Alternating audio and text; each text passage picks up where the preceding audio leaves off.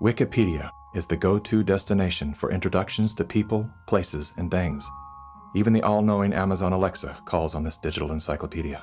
Alexa, who is Dr. Judy Mikovits?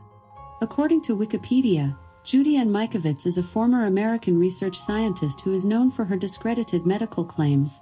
She has been described as an anti-vaccination activist and a promoter of conspiracy theories, and has been accused of scientific misconduct. Wikipedia is supported by the Wikimedia Foundation, a nonprofit parent organization with a long history of politically tied funders. Many named, many anonymous. What exactly does a Wikipedia donor receive in exchange for their generosity? What began as an unbiased open source platform is now weaponized to undermine the work and reputation of anyone deemed a threat to its stakeholders. And once they smear you, they lock you out from making corrections to your own bio. In summary, most independent fact-checkers are neither independent nor factual.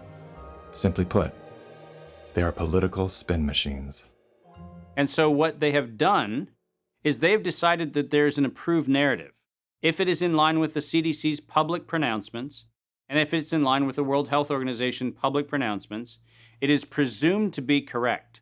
I don't have to remind many Americans that the Center for Disease Control was the one that said you should use DDT in your homes. Used right, it is absolutely harmless to humans and animals. Remember the name, DDT. It spells certain death. A scientific panel today reported that pesticides may indeed represent a grave threat to mankind. Remember the swine flu scare of 1976? That was the year the U.S. government told us all that swine flu could turn out to be a killer, and Washington decided that every man, woman, and child in the nation should get a shot to prevent a nationwide outbreak, a pandemic. Well, 46 million of us obediently took the shot. Did anyone ever come to you and say, there's the possibility of neurological damage if you get into a mass immunization program? No. No one ever did? No.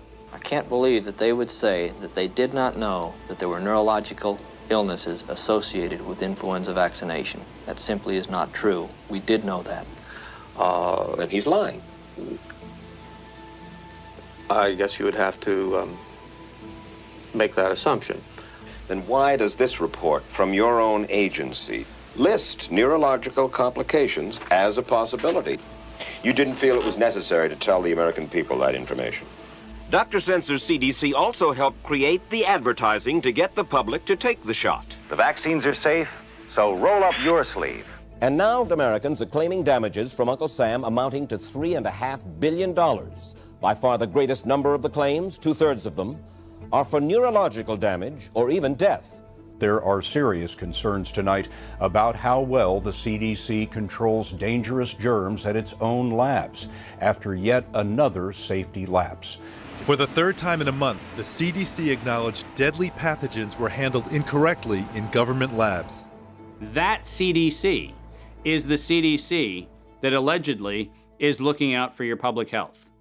When we start with the assumption that the official dogma has to be the objective standard, then what fact checkers look for is a piece of published media that confirms the statement made by that particular organization. And then debunkers and conspiracy theorist blower-uppers come in and say, we're gonna make this thing clearly the scam that it is.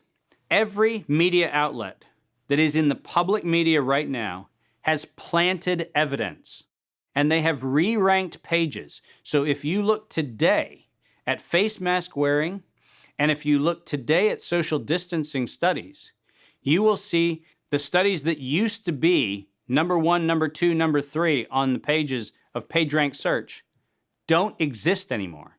And what is there are studies that wind up having headlines that support the common narrative.